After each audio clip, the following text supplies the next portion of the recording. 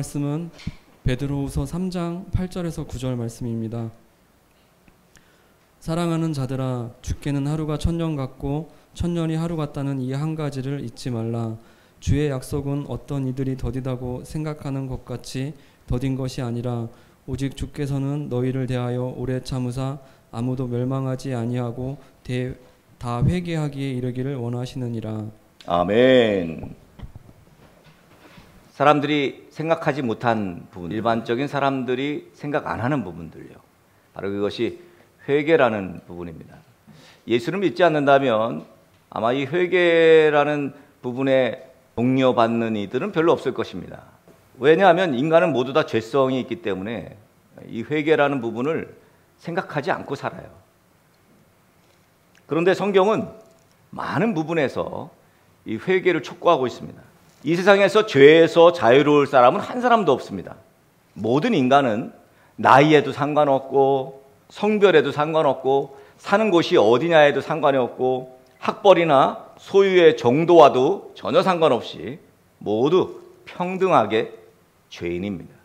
이것은 죄를 어떤 죄를 지었느냐, 죄의 경중행과도 상관이 없어요. 심지어는 성경에서 말씀하고 있는 것은 태어나면서부터 다 죄인입니다. 그저 다 죄인이에요. 여러분, 죄라는 게 뭐죠? 죄를 구태여 말하자면 원어적인 의미, 성경에서의 죄, 영어로 말하면 sin이라고 말하는 이 죄는요, 결국은 관역을 비껴갔다 이거예요. 관역이 빗나갔다 이런 뜻입니다. 원래 가야 할 자리로 가지 못하고 길을 잃은 상태를 성경에서는 바로 죄라고 말합니다. 원래 가야 할 자리가 있다는 거예요. 그러니까 결국은 원래 가야 할 길이 있다는 거예요. 우리에게 하나님의 형상대로 지음받은 우리 인간은 하나님과 함께 이 땅을 다스리고 정복하고 그렇게 살아야 돼요. 성경이 원하는 게 뭐냐면 너희는 이 땅을 정복하고 다스리며 살아라. 이게 하나님이 우리를 이 땅에 하나님의 형상대로 만든 이유입니다. 그러면 하나님 형상대로 만들었으니 그렇게 통치하고 다스리고 이름을 지어가면서 그렇게 살아야 되는데 인간들이 그렇게 살아요? 핑계하죠. 사탄의 유혹에 넘어갔다. 그렇게 핑계합니다만 죄를 짓게 됩니다.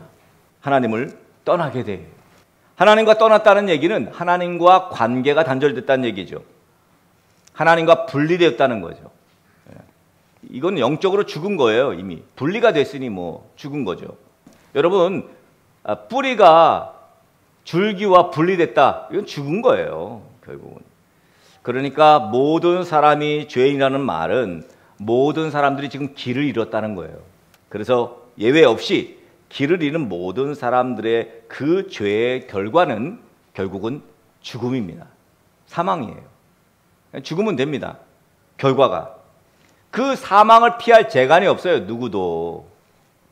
돈이 많다고 사망을 피할 수 있습니까? 없어요. 어떻게든지 죽음을 피해 보려고 많은 사람들이 노력을 했습니다. 애를 썼어요. 과학의 힘을 빌리기도 하고 어떤 의학의 힘을 빌리기도 하고 어떤 불로초를 찾기도 하고, 그런데 죽음을 극복해내지는 못했어요. 결국 영적인 고아가 되어서 하나님 아닌 다른 것을 하나님인 줄 알고 계속 그것만 섬기고 사는 그런 인생들이 되어버렸습니다. 결국 길을 잃어버린 인간은 그렇게 영원한 죽음인 지옥에 갈 수밖에 없게 되었습니다. 그런데 오늘 우리의 길 되신 예수님께서 이 땅에 오셔서 그 죄를 대신 지시고 십자가에서 죽으셨기에 사망을 피할 길을 여신 것입니다. 물론 다 사망을 피할 수 있는 것은 아닙니다. 요한복음 5장 24절 말씀입니다. 이렇게 말씀했어요. 내가 진실로 진실로 너에게 이르노니 내 말을 듣고 또 나 보내신 이를 믿는 자는 영생을 얻었고 심판에 이르지 아니하나니 사망에서 생명으로 옮겼느니라. 그러니까 사망인데 원래는 죄의 싹슨 사망이기 때문에 죄는 그저 사망을 부를 수밖에 없어요. 그래서 다 죽을 수밖에 없는데 하나님께서 사망에서 생명으로 옮기는 시스템을 만드신 거예요. 그것이 뭐예요? 바로 하나님을 믿고 예수 그리스도를 믿으면 영생을 얻는다는 거예요. 심판을 받지 않는다는 거예요. 이게 바로 회개예요. 여러분, 회개를 거치지 않으면 안 된다는 거예요. 회개를 거치지 않고 사망에서 생명으로 옮기는 길은 없어요. 유명한 우리나라의 부흥사였던 초대교회, 우리나라 한국교회 초대교회 이성봉 목사님이라고, 이분이 이런 얘기를 했어요. 인간이 죄를 지어서 지옥에 가는 게 아니다. 엄밀히 따지면 죄를 지어서 지옥에 가는 게 아니라 회개를 안 해서 지옥에 가는 거다. 왜냐하면 길을 여셨거든요. 예수 그리스도를 통해서 회개만 하면 영원한 생명을 얻게 하셨어요. 시스템을 만드신 거야. 근데 그걸 모르는 거예요. 모르기도 하고 알면서도 안 하는 거죠. 사람들은 살면서 저 정도면 괜찮지 않나? 뭐 내가 무슨 뭐 그렇게 죽음에 이르기까지, 사망에 이르기까지 그런 큰 죄를 지은 사람은 아닌 것 같은데, 이런 생각을 합니다. 내가 뭐 성경에 나오는 저 다윗 왕처럼 간음을 한 것도 아니고, 저 다윗 왕처럼 사람을 죽인 것도 아니고, 난 살인도 하지 않았는데 나 이 정도면 괜찮은 사람 아닌가? 이런 생각을 합니다. 그런데 사실 우리가 스스로를 객관적으로 보면, 철저하게 냉정하게 보면요, 정말 개개인 모두 다 참 나쁜 죄인입니다. 지금 다윗을 말했는데요, 다윗은 아들 압살롬의 반란이 자기의 죄 때문이라고 생각했어요. 이런 생각 우리 왕왕 하죠. 이게 내 죄 때문이 아닌가. 시편 143편 다윗의 시로 유명한 시입니다. 여기서 이렇게 말씀합니다. 여호와여, 내 기도를 들으시며 내 간구에 귀를 기울이시고 주의 진실과 의로 내게 응답하소서. 주의 종에게 심판을 행하지 마소서. 주의 눈앞에는 의로운 인생이 하나도 없나이다. 다윗은요, 스스로의 잘못과 죄를 회개합니다. 여러분, 다윗이 무슨 죄를 졌어요? 우리아의 아내 밧세바를 취했어요. 남의 여자를 취했다고요. 그리고 그렇게 끝난 게 아니에요. 그 밧세바가 임신을 했습니다. 다윗 왕의 아이를 가졌어요. 그러자 이것이 탄로날까 봐 그 남편 우리아를 최전방으로 보냅니다. 그래서 결국 죽게 해요.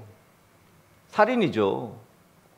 다윗이 정말, 그러고 보면 정말 못된 사람입니다. 여러분, 우리가 죄를 짓잖아요.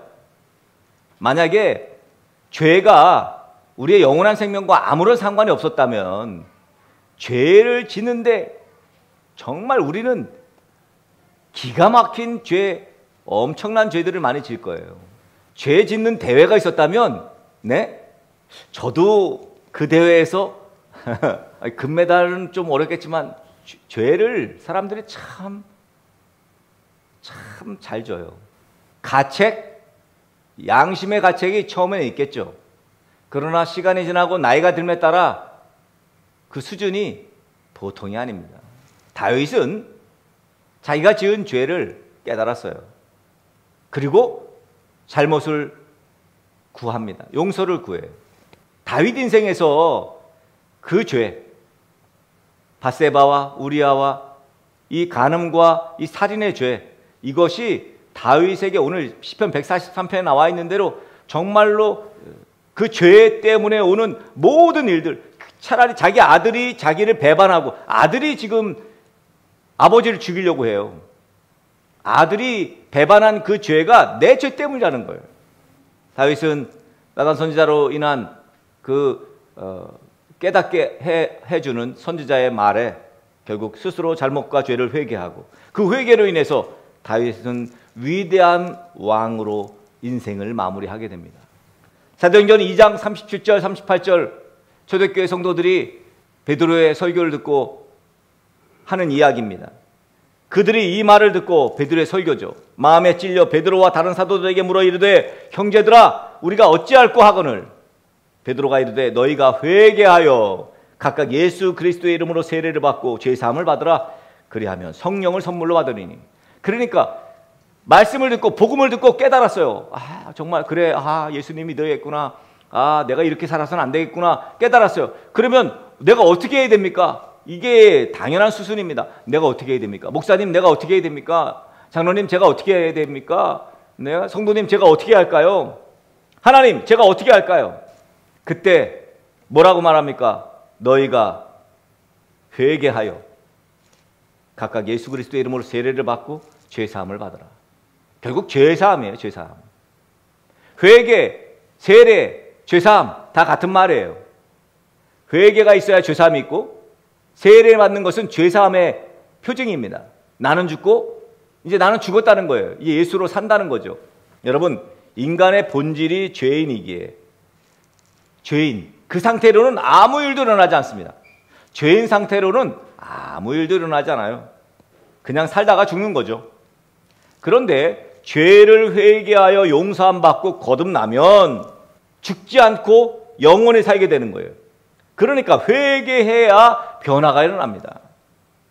오순절날 마가의 다락방에서 기도하고 성령을 기다린 120명의 성도들, 성령으로 충만하게 되고 베드로의 설교를 또 듣게 된 사람들, 이 사람들 베드로와 사도들에게 어찌할꼬, 이거 정상이죠.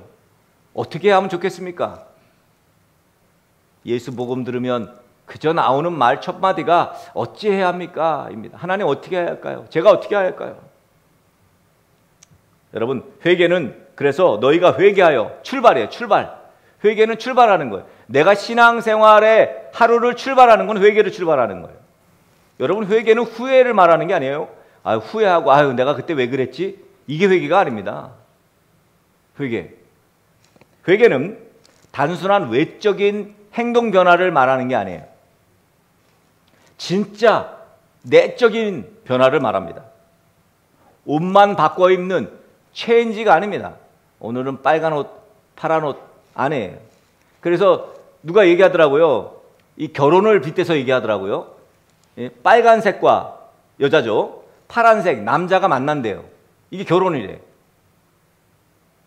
그런데 결혼해서 자꾸 빨간색을 주장하면 안 된다는 거예요. 또 파란색이 파란색을 주장하면 안 된대.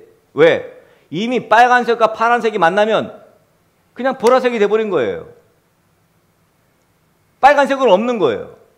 파란색도 없답니다. 그냥 보라색만 있는 거예요. 여러분, 이게 바로 회개예요. 회개는 어떤 거냐면 내가 원래 파란색이었어요. 근데 보라색이 된 거예요. 아예 색깔이 변화된 거지. 아예 변한 거예요. 이게 개조라예요. 개조. 트랜스포메이션. 개조가 회개지 체인지가 회개는 아니라는 거예요. 잠깐 변화된 거 이게 회개가 아니고 그냥 아예 내가 아닌 거지. 그래서 회개는요, 생각과 언어와 삶과 모든 것이 다 온전하게 다 변화된 상태를 말합니다. 다른 사람이 됐어. 이게 바로 회개예요. 예수님께서 뭐라 그랬었냐면 회개하라. 천국이 가까웠느니라 그랬어요. 그러면 예수님께서 하신 말씀이니까 교회도 회개하라고 그래야 합니다. 근데 요즘 교회들 회개 이야기를 안 합니다. 그런 거 싫어해요. 성도들이. 요즘 성도들이 회개하라는 걸 싫어합니다. 뭐 좋아해요? 행복하세요. 그래서 사실 전도지에 써야 될 게 회개하라, 천국이 가까웠느니라 이렇게 써야 돼요. 사실은. 그게 맞습니다. 근데 뭐라고 써요? 행복하세요. 예수 믿고 행복하세요. 뭐 그렇게 쓰죠. 이 행복 이야기 참 많이 합니다. 여러분, 행복이 뭘까요? 행복이. 프란시스 셰퍼라는 유명한 목사님이 있죠. 이분이 쓰신 책, 굉장히 유명한 책들이 많은데, 이 프란시스 셰퍼가 미국의 신학생들을 만나서 사경회를 했습니다. 전국에서 이제 미국의 신학생들이 프란시스 셰퍼의 설교를 들으려고 모였습니다. 그때 이런 말을 해요. 여러분은 세상을 살아가는 목적이 무엇입니까? 혹시 행복을 위해 살아가십니까? 만일 행복을 위해서 살아간다면 여러분은 예수 안 믿는 불신자와 똑같습니다. 우리는 행복을 위해 사는 사람이 아니고 우리는 거룩을 위해 사는 사람입니다. 거룩을 위해. 여러분, 성도와 또 불신자의 차이는 하나님을 아느냐 모르느냐 하는 거예요. 그 차이예요. 하나님을 아는 사람은 결국 거룩을 위해 살아가고 하나님을 모르는 사람은 행복을 위해 살아가죠. 근데 이 얘기가 여러분 사실 간단한 이야기가 아닙니다. 교회에 모인 사람들 모여서 행복하려고 해요. 행복하려고 하죠. 교회에서도 행복을 추구해요. 행복한 만남, 행복한 먹거리, 그죠? 행복하고 즐거운 시간 이런 것들, 취미 생활 이런 거 교회가 많이 추구하는 것들이죠. 그래서 이단들 같은 경우는 아예 그거를 트레이드로 만들어요. 그래서 이단들 잘합니다. 해외여행 보내줄게 오라 그러고요. 또는 이렇게 취미 생활에 만들기 이런 거 아주 굉장히 유명합니다. 교회에 모였는데 십자가는 경험하지 못해. 교회에 모였는데 회개로 인한 기쁨은 경험하지 못했다면 비정상적인 모임입니다. 그저 행복만을 원한다면 세속적인 동기와 세속적인 목적에 의해 사는 것이죠. 성경에 나오는 말씀은 그저 억지로 꾸겨넣기에 바쁜 지금 시대의 교회들, 그러니 성경이 약속하고 있는 복, 성경이 약속하고 있는 은혜, 실제적인 복과 은혜는 경험하지 못하고 그냥 부수적인 부산물들만 가지고 가는 거죠. 요한계시록에 장차 우리가 갈 천국을 거룩한 성 새 예루살렘이라고 말을 하죠. 그러다 보니 이 새 예루살렘이라는 표현을 이단들이 많이 씁니다. 그 새 예루살렘 성의 기초석이 뭐예요? 성경에 보면 12가지 보석으로 되어 있대요. 문은 진주로 되어 있답니다. 길은 정금으로 되어 있답니다. 정금이 뭐예요? 진짜 금이죠, 진짜 금. 우리가 갈 곳이 그만큼 영광스러운 곳이라는 거예요. 그런 천국을 이 세상에 온갖 좋은 것이 다 모여있는 곳으로 생각하는 그런 경향들이 있습니다. 장차 천국에 누리게 될 것을 지금 미리 누리는 것에 다 관심이 있어요. 하지만 천국을 그렇게 묘사하는 것은 요한계시록이 그렇게 이야기한 이유에 우리는 집중해야 되는데 그 현상, 그 사실적 그 묘사에만 우리는 현혹이 되어 있습니다. 금이래, 와우, 진주래, 이렇게. 왜 그렇게 말씀하신 거예요? 그만큼 우리가 고귀하다는 거예요. 네, 여러분. 그만큼 우리 존재가 그렇게 고귀한 존재라는 표현이지, 거기에 실제된 그 금과 진주와 그런 것에 몰입돼서 우리가 얼마나 고귀한 존재를 잃어버려서는 안 됩니다. 여러분, 베르사유 궁전, 그러면 루이 14세의 위엄을 보여주는 거잖아요. 거기에 어울릴 만한 사람이 되어야지. 그건 뭐예요? 거룩한 사람. 그 거룩을 유지하기에는 어떻게 해요? 우리가 오늘 찬양했던 정결한 마음 주옵소서, 정말 정결한 마음 갖기 위해, 거룩한 사람 되기 위해서 뭐 해야 돼요? 회개는 필수입니다. 영국의 부흥을 이끌었던 존 웨슬리와 찰스 웨슬리 형제는요, 회개야말로 하늘나라에 이르는 현관이다 그랬어요. 하늘나라에 이르는 현관, 천국에 이르는 현관. 현관에 다다르면 거의 다 간 거예요, 여러분. 회개를 해야 돼요, 회개. 사실 회개는 지금 시대에 인기 없는 설교 주제입니다. 그러나 교회에서도 회개를 선포하지 않으면 지금은 회개를 선포하는 곳은 없어요. 여러분, 분명한 것은 회개는 하나님께 하는 거예요. 하나님께 하는 겁니다. 물론 잘못한 대상이 있을 경우엔 그 대상에게 잘못을 고백하고 용서받아야 합니다. 그거 필수죠. 성령께서 가만히 두겠습니까? 성령께서 가만히 안 둬요. 야, 너 저 사람한테 잘못했잖아. 가서 용서를 빌어. 이게 회개의 결과예요. 성령께서는 그렇게 역사하십니다. 갈라디아서 6장 1절 말씀에 형제들아, 사람이 만일 무슨 범죄한 일이 드러나거든 신령한 너희는 온유한 심령으로 그러한 자를 바로잡고 너 자신을 살펴보아 너도 시험을 받을까 두려워하라 그랬어요. 여기 바로잡고, 그러한 자를 바로잡고, 여기 바로잡는다는 말을 찾아봤더니요, 원어에 보니까 그물을 깁는다. 여러분, 그물이 터져버리면 그물의 기능, 고기잡이 기능 못 잡아요. 그물이 터지면. 터진 그물을 제대로 기워놔야, 고쳐놔야 고기를 잡을 수 있습니다. 범죄한 이들은 지금 그물이 터져 있는 거예요. 고기 못 잡습니다. 그러니 빨리 터진 그물을 고쳐야죠. 바로 이게 회개예요. 바로 잡고 내가 잘못했구나. 그렇게 알았을 때 곧바로 회개해야 합니다. 고쳐야 합니다. 돌이켜야 돼요. 회개는 잘못했습니다로 끝나는 게 회개가 아닙니다. 더 이상 그 잘못을 하지 않는 것을까지 포함해요. 그게 회개예요. 도벽이 있어. 회개는 도둑질 하지 말아야지. 이게 회개가 아니고요. 도둑질 하지 않는 데까지 가는 거예요. 옛날 같으면 저거 훔쳤는데 훔치지 않는 거. 거기까지 가는 것이 회개예요. 진정한 회개. 누구를 미워했다면 회개란 더 이상 미워하지 않게 되는 거예요. 근데 여러분 이게 쉽겠습니까? 근데 이게 왜 가능하냐면 여러분 회개하면 어떤 현상이 벌어지냐면 성령이 내 안에 오세요. 회개하면. 그러니까 성령이 내 안에 오셔서 내 주인이 되셔요. 그러면 회개하면요 성령이 내 안에 오셔서 나를 다스려. 그러니까 옛날의 내가 주인일 때와 성령이 주인일 때와랑은 완전히 다른 거예요. 그래서 가능해진 거예요. 그래서 더 이상 미워하지 않게 하시는 성령. 네. 그래서 미워하지 않게 되는 거예요. 내 힘으로는 불가능합니다. 내 의지로는 불가능해요. 우리의 인생에서 회개는요 필수입니다. 우리 매일 죄를 짓습니다. 예수님 믿으면 죄를 안 짓고 하나님 말씀대로 살아갑니까? 아니에요. 예수 믿어도 죄를 집니다. 그러기에 우리는 매일매일 회개해야 합니다. 하나님 앞에 솔직하게 우리의 상태를 말씀드리고 도움을 요청해야 돼요. 하나님께서 우리에게 보내신 성령께서 우리에게 죄 용서함 받고 자유를 누리게 하실 거예요.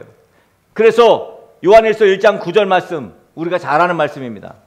만일 우리가 우리 죄를 자백하면 그는 미쁘시고 의로우사 우리 죄를 사하시며 우리를 모든 불의에서 깨끗하게 하실 것이요.